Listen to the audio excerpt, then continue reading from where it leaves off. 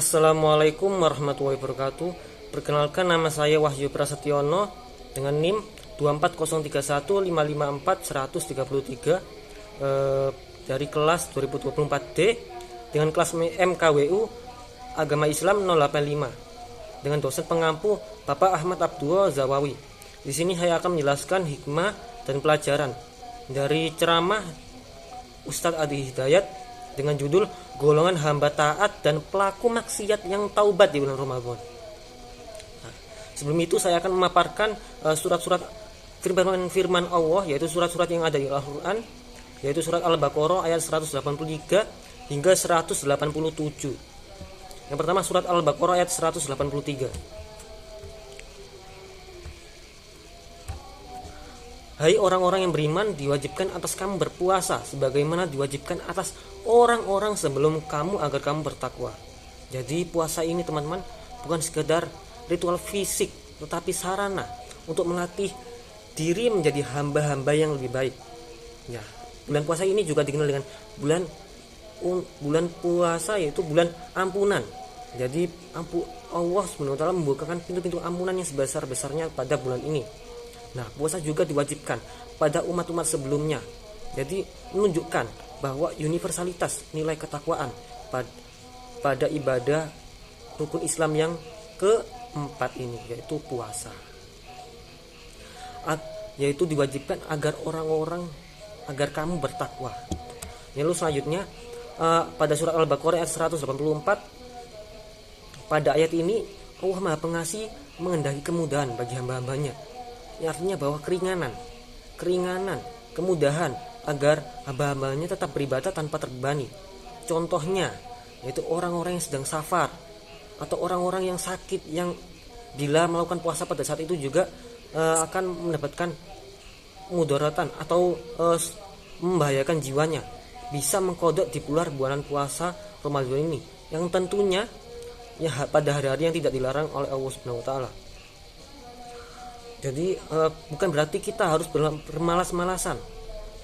Justru kita harus semangat, karena Allah SWT ini merupakan bentuk kasih sayang Allah SWT kepada hamba-hambanya. Lalu selanjutnya pada ayat 185, Ramadan adalah momentum. Di ayat ini menjelaskan pada bulan Ramadan ini merupakan momentum untuk mendekatkan diri pada Al-Quran. Nah, Al-Quran ini tidak hanya dibaca teman-teman, tetapi juga dipahami dan diamalkan agar membawa keberkahan pada hidup kita di dunia maupun akhirat. Al-Quran itu merupakan petunjuk bagi manusia, petunjuk mana yang benar maupun mana yang batil. Dan selanjutnya pada surat Al-Baqarah ayat 186, pada ayat ini Allah menjelaskan bahwa Ia itu maha dekat. Allah tidak membedakan hamba-hambanya. Jadi Allah itu jika kita berdoa pada bulan ini, tentunya doa kita itu pasti mudah diijabah oleh Allah SWT.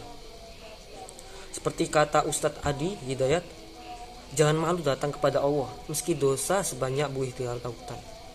Lalu pada ayat selanjutnya, ayat 187, ayat ini mengajarkan keseimbangan antara ibadah dan kehidupan dunia.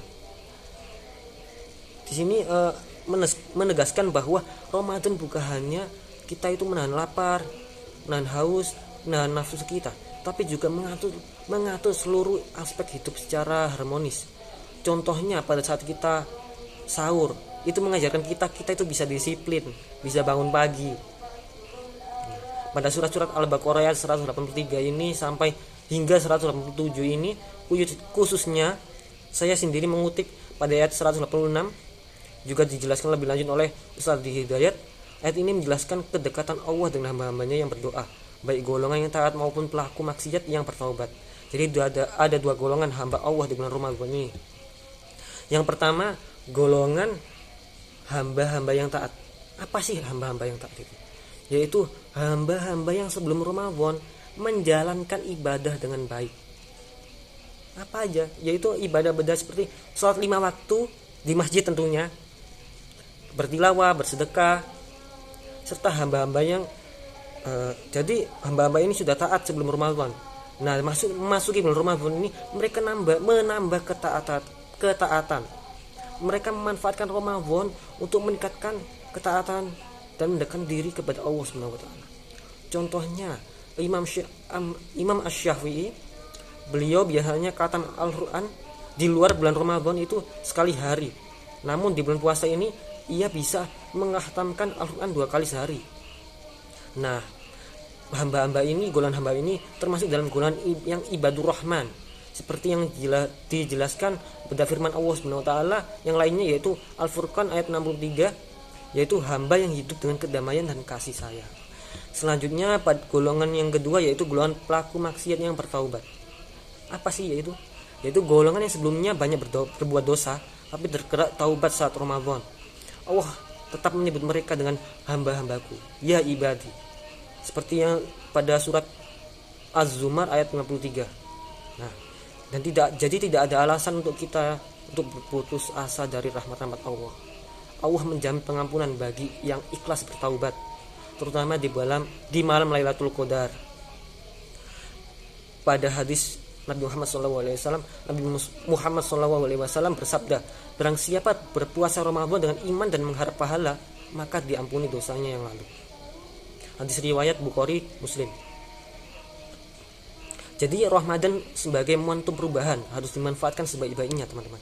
Bagi hamba yang taat harus terus meningkatkan kualitas ibadah dan ketakwaan. Bagi pelaku maksiat juga harus memanfaatkan kesempatan ini untuk bertaubat dan meraih ampunan Allah Subhanahu wa taala. Allah itu Maha dekat dan Maha mengabulkan doa, dan sebagai hamba hanya perlu yakin dan bersegera mendekatkan kepadanya. Jadi hasil Ramadan yang sukses ini adalah kembalinya fitrah manusia sebagai insan yang bersih dari dosa. Nah, saya mengutip perkataan Ustaz tadi, yaitu jangan malu atau ragu untuk bertaubat. Allah lebih cepat menerima taubat hambanya daripada langkah mereka sendiri mendekat. Allah lebih dekat dari urat-urat yang ada di lehermu. Bukan berarti posisi atau Allah bertempat, tapi Allah mengkondisikan bahwa Allah itu dekat. Jadi tekankanlah diri kita, maka dia akan berlari menyambutmu. Oke, semoga kita termasuk golongan hamba-hamba yang memaksimalkan Ramadan ini untuk taat atau bertaubat, sehingga meraih kebahagiaan dunia akhirat dan husnul khotimah. Amin. Wassalamualaikum warahmatullahi wabarakatuh. Wallahu a'lam bishawab. Shadaqallahul azim. Wassalamualaikum warahmatullahi wabarakatuh.